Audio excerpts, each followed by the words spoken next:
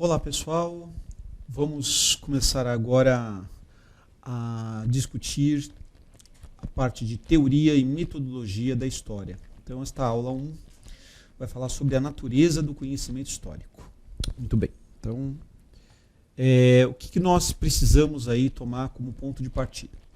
Bem, o conhecimento histórico ele é uma reflexão do tempo presente que se remete ao passado. Então, do ponto de vista epistemológico, por excelência, o conhecimento histórico está associado ao passado. Há um debate que até se coloca sobre uma história do presente, uma história mais,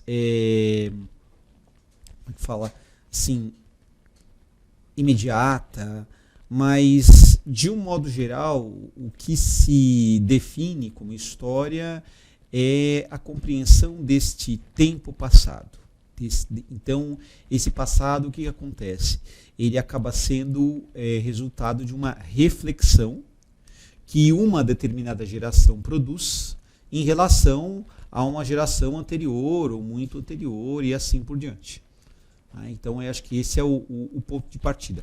Portanto, a gente já de cara quebra aí algumas perspectivas que estão presentes, digamos assim, no senso comum. Né? Então, que a história ela não é cíclica. Por mais que alguns eventos eles possam ter uma certa semelhança em que aconteceram no passado e acontecem novamente tal, não há uma questão cíclica. Cada contexto, cada situação é algo absolutamente diferente. Né? Então, não dá para levar isso em consideração. Uma outra coisa é que o pensamento histórico ele é resultado de uma construção. Ele é construído em cima de fontes, do que essas fontes dizem, como que elas apresentam determinados eventos, acontecimentos. E dessa forma, o que acontece? A gente pode encontrar várias interpretações, várias leituras sobre o mesmo fato histórico. Então, aí eu aproveito, já a gente vai discutir isso mais detidamente em outra parte, mas o que é pertinente vocês lembrarem? Que o fato histórico ele é uma ferramenta. Então, é um equívoco achar que a história ela estuda os fatos na visão de hoje. No passado, como a gente vai ver, foi assim. Hoje não se fala mais.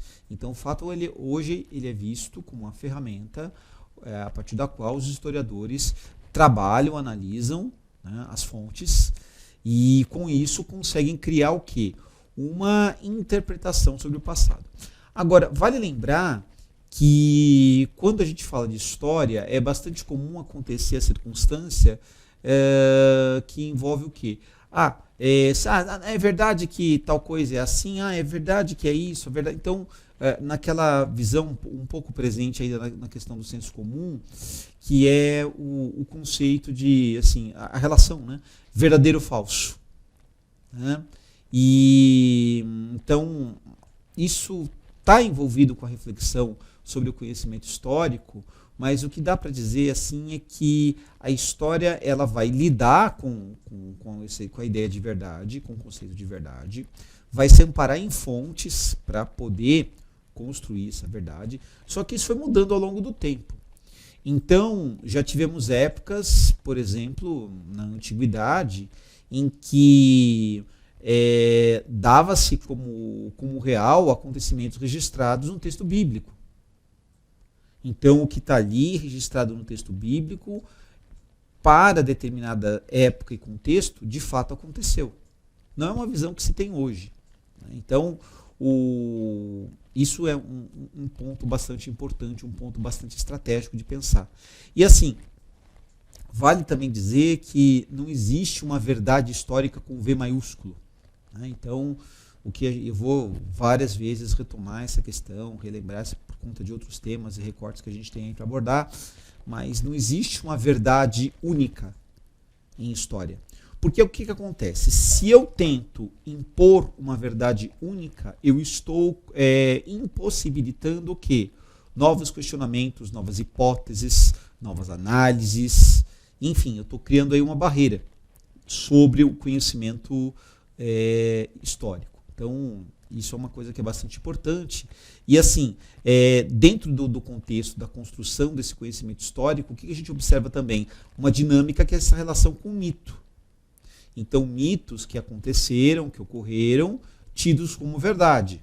Exemplo, Rômulo é tido como o primeiro rei fundador de Roma, e ele lá, o seu irmão Remo, que foram abandonados, que foram encontrados pela loba, toda aquela história que é um mito de fundação romano, mas a gente não tem nenhuma evidência concreta que Rômulo e Remo existiram. Mas os nomes deles são citados. Tá? Então, o discurso mítico, durante muito tempo, ele se mesclou e se confundiu com o conhecimento histórico. E hoje o que a gente vê, observa, analisa, é uma distinção disso. Então, houve aí um processo de, vamos dizer assim, profissionalização a respeito da produção do conhecimento histórico, e essa profissionalização ela acaba separando o discurso mítico do histórico, certo? O historiador ele pode tentar estudar certos mitos para tentar compreender uma determinada visão de época, de história, tal, não sei o quê, mas ele não vai referendar aquilo, não, isso é verdade. Parece que, assim, como se os historiadores tivessem que sempre estar buscando se tal coisa é verdade, se tal coisa não foi verdade, se aconteceu, se não aconteceu. Não é bem necessariamente esse o trabalho do historiador. Né?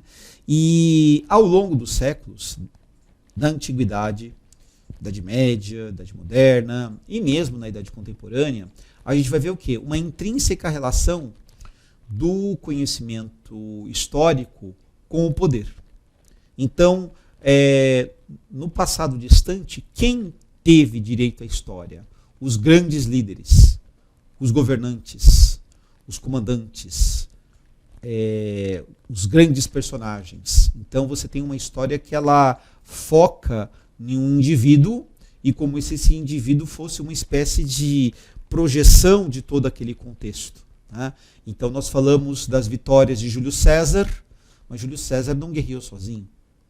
Nós falamos, por exemplo, do sucesso de Napoleão Bonaparte, porém Napoleão Bonaparte não guerreou sozinho. Ou nós falamos, por exemplo, da excelência arquitetônica das pirâmides do Egito, mas elas não foram construídas por uma só pessoa.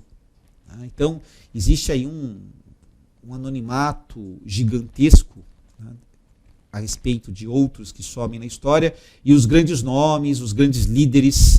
Então, no caso desses grandes líderes, o que a gente vai encontrar? A menção de a vida deles se tornando o quê? A narrativa sobre a vida deles se tornando a narrativa história. Onde nasceram, quem eram os pais, como viveram, o que fizeram, o que não fizeram, os êxitos e fracassos, as guerras, casamento, descendência, morte, ideias. Então, tudo isso sempre vinculado a uma coisa, uma história vista de cima, vamos dizer assim. E isso perpassa a questão aí da antiguidade até muito perto de nós aí na idade contemporânea. Então, depois, o que a gente vai observar é a mudança do conhecimento histórico e o contexto que a gente determina, digamos assim, né, para que esse conhecimento tenha sido produzido. Então, hoje, o perfil, né, do historiador, de um modo geral, é justamente fazer o quê? Fazer uma crítica a respeito das fontes e do passado. Não acolher isso como uma verdade inconteste, um registro que está lá, que é inquestionável. Então a gente tem essa perspectiva. E não necessariamente hoje o historiador ele é obrigado a atender aí aqueles que detêm o poder. Então você tem dependendo do país, contexto que a gente falar, uma maior liberdade, digamos assim, para a prática da escrita da história, da reflexão histórica, que agrada a uns, desagrada a outros. E o que é pertinente a gente observar sempre? O conhecimento histórico é um campo de disputa. Nós estamos falando da visão sobre o passado, de uma memória, e com isso envolve legitimação de posições de grupos, indivíduos, etc. Envolve aí uma noção de identidade, envolve uma série de fatores que são muito complexos e importantes quando a gente analisa, né, uma determinada sociedade, numa determinada época, num determinado espaço. Né? Então essa é a discussão que a gente tem que trazer sempre viva na nossa cabeça. Bem, a primeira coisa que a gente precisa colocar como referência é que, assim, se construiu uma relação em que a história surgiu com a escrita. Então, a invenção da escrita, 4.500 anos antes de Cristo, aproximadamente, estaria ali delimitando o início da história. E o período anterior acabou sendo rotulado de pré-história. Né? Então, essa classificação que eu citei agora, ela é oriunda do século XIX, uma visão europeia, eurocêntrica do século XIX. E o que acontece? Nesse cenário, nesse contexto em que a história ela está sendo registrada, construída tal, o que acontece? História e mito estão ali fundidos. Estão ali fundidos. E a gente vai observar que muitos desses mitos, eles tinham por excelência o quê? Dar base, estrutura para grupos que estavam ali num dado contexto, ser uma espécie de referência, né, ser uma espécie de... a questão da legitimação. Né? E dentro desse contexto, obviamente que o registro que era feito, o registro que era procedido ali, ele não era feito de modo livre pelo historiador. Havia um certo direcionamento, havia um certo... Então, vou mostrar aqui alguns exemplos para vocês, né, de coisas desse contexto, e a gente vai observar que você tem uma espécie de tradição a seguir. Então, é uma perspectiva que ela é bastante impactada por isso. E, no que diz respeito à questão desse passado e dessa relação com a escrita, a gente vai ter uma relação com a memória e com a oralidade. Então, o que acontece? Hoje, nós temos textos que sua matriz são o quê? São relatos orais, que num dado contexto foram guardados mnemonicamente, né? Então, de memória, e depois eles foram registrados no sistema escrito, e aí a cópia da cópia da cópia da cópia da cópia da cópia até chegar na gente. Né? Então, quais exemplos que nós poderíamos trabalhar nisso? O texto bíblico. Tanto o Velho Testamento, ele primeiramente foi uma narrativa oral e depois registrado em hebraico. O Novo Testamento, narrativa oral e depois registrado em grego. E aí mais tarde, no início, ali, no final do Império Romano, a gente vai ver a tradução disso para o latim. Né? Então, essa que vai formar a Vulgata.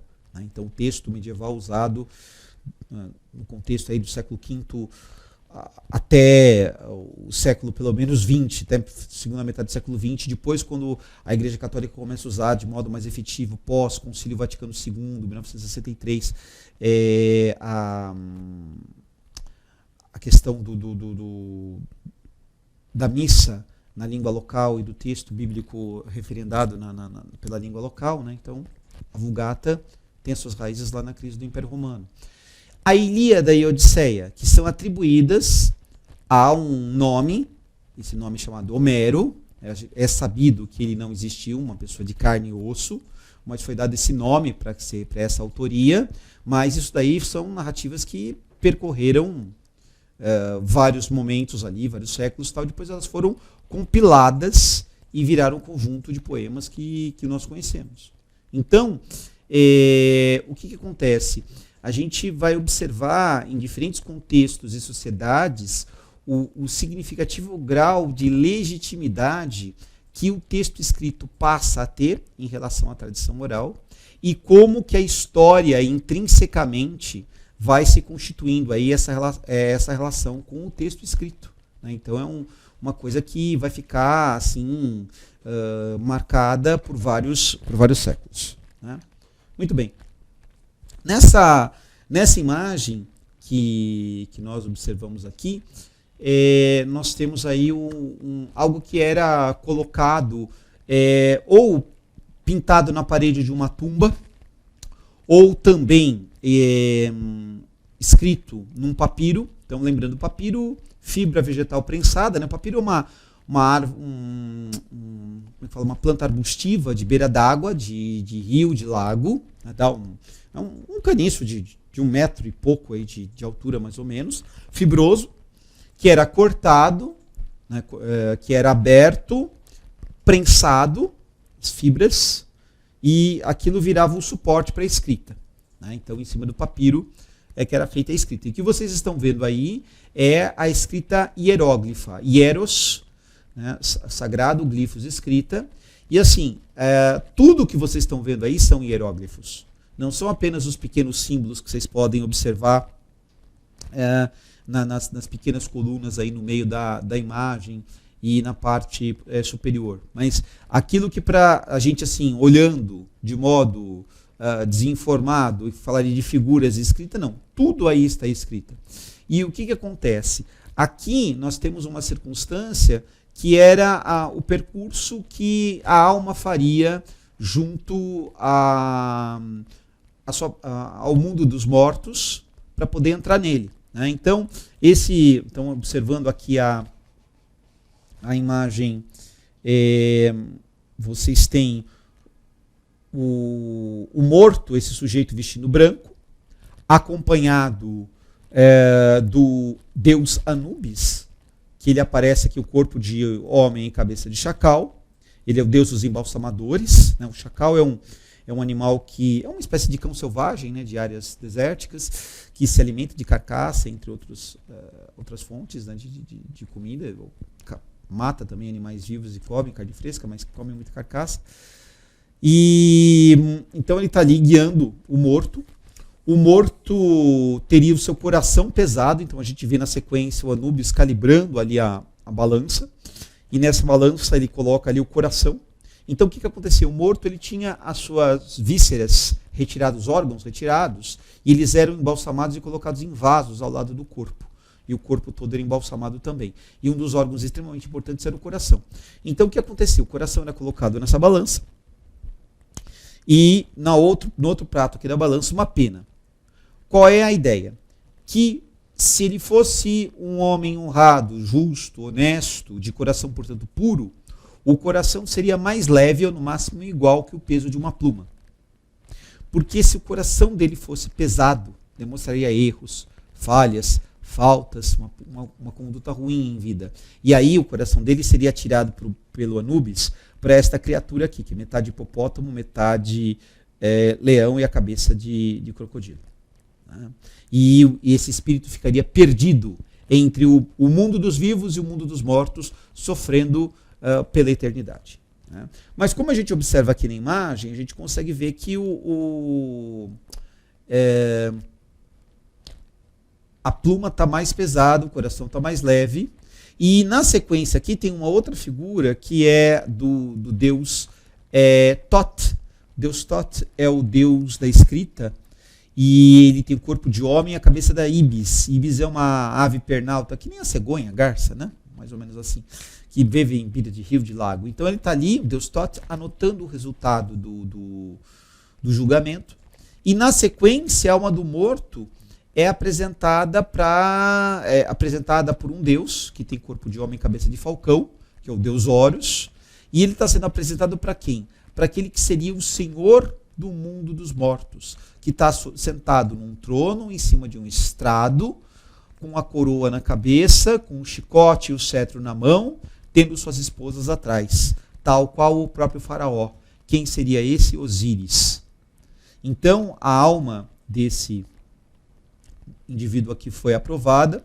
A gente vê aqui, ali em cima ele em vida, ajoelhado. Né? Então, essa cena que vocês têm aqui na parte superior, ele está ajoelhado perante uma mesa de oferendas e as imagens dos deuses aqui. Então ele estava ali fazendo os rituais, tal, mostrando se como uma pessoa devota, que respeita os deuses, que cumpriu com as obrigações para com isso e tudo mais. Então, aqui a gente tem a escrita egípcia. Isso daqui é uma fonte sobre a história e a cultura egípcia, mas qual é a perspectiva que a gente tem que é distinta dos egípcios na época? Isto daqui não aconteceu. A gente sabe que é um discurso mitológico, que é um discurso simbólico, que é uma alegoria, porque de real aqui só tem um morto, esse sujeito. Agora, nós sabemos que esses deuses são uma criação humana, né, que esse percurso, todo esse ritual todo é uma criação humana. De efetivo de concreto tem a representação desse indivíduo, que ele foi um indivíduo vivo que morreu, e aqui tem uma representação da sua alma, né? Agora, é claro, os egípcios, naquele contexto, leriam isso como? Leriam isso como algo real que acontecia. Então essa é uma questão que é bastante estratégica para a gente analisar. E dentro desse cenário, o que a gente vai observar é, por exemplo, um outro tipo de registro escrito, né, sobre o que vai falar também das leis, das normas, do conhecimento histórico, que é justamente a escrita cuneiforme. Então aqui vocês têm uma placa de cerâmica, onde esses símbolos aqui estão marcando um conjunto de informações. Então a escrita cuneiforme ela foi desenvolvida pelos povos ali da Mesopotâmia, na região ali da Babilônia, Suméria, o que é o atual Iraque. Então, Mesos em grego é meio, Pótamos é rio, região entre rios, o Tigre e o Eufrates. E aí tem uma referência da história dessa civilização. Tanto é que, por exemplo, o mais antigo poema que a gente conhece da tradição, né, da região aí do que a gente chama hoje de Oriente Médio, é justamente um poema mesopotâmico que sobreviveu para nós graças a placas de argila gravadas com os versos, que é o poema Gilgamesh, que é o nome de um herói, que seria um rei lendário que existiu e tal. Mas aquela coisa, nós entendemos que Gilgamesh foi uma figura lendária. Agora, quando foi lá registrado, etc., aquilo seria um passado real visto por aquela população lá na antiguidade, né? Aqui, já indo para o contexto romano, nós temos um outro exemplo de representação desse passado, né? Então, aqui a gente fala assim, poxa, como que esse conhecimento histórico ele poderia também estar presente? E aqui você vai ter tanto o elemento plástico, essa construção, que é o Arco do Triunfo, que assinalava as grandes vitórias de um general ou de um grande líder, no caso aqui é de um imperador, né? No alto aqui vocês têm uma inscrição, né, latina, né, ao Senado e ao povo de Roma, ao povo romano. Do divino Tito, filho do divino Vespasiano Augusto. Então essa inscrição aqui, ela assinala a quem pertence esse monumento, a quem está relacionada essa memória. E no caso aqui a gente está falando das vitórias do então príncipe Tito, que depois filho do imperador Vespasiano, que depois se tornou imperador. E, no caso, ele derrotou a revolta de Massada no ano 70 depois de Cristo, massacrando a rebelião ali dos judeus contra o domínio romano. Então, esse é um arco que assinala esse contexto. Então, tem essa circunstância de, para os romanos, representar a glória dessa memória e, para os judeus, a infâmia da derrota. Então você tem essa relação ambígua aí estabelecida. Para nós aqui no Brasil, eu trago para vocês duas circunstâncias. De um lado nós temos aqui um painel de azulejos com um brevíssimo texto falando da Esquadra Cabralina. Então as naus que partiram de Portugal para vir verificar aí o Tratado de Tordesilhas, e depois aqui na sequência um famoso mapa do mais antigo, que atende aqui pelo nome, está escrito aqui, ó, Terra Brasilis. Né? E está mostrando a questão do quê? Da extração do pau-brasil do nosso litoral. Então essas linhas que vocês veem aqui são nomes dos acidentes geográficos que foram batizados. Ele tem aqui as linhas que estão as coordenadas geográficas, é o começo de uma cartografia que está começando a se tornar mais precisa, né?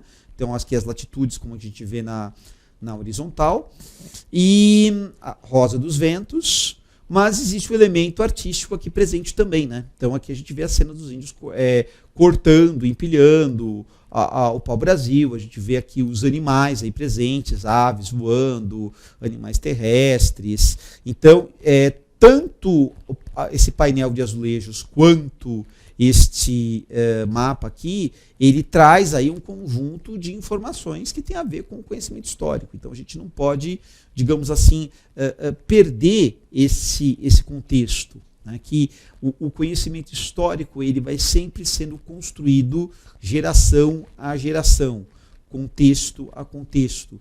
E nessa marca toda ele estabelece aí um cenário que pode ser repensado, porque fontes novas apareceram, um novo olhar, um novo conceito para se estudar um dado evento, uma dada coisa. Então, a história ela não é estática, ela é dinâmica. E a gente vai voltar nesse debate em outras discussões. Então, por enquanto, nós ficamos por aqui e aí a gente se vê no próximo encontro.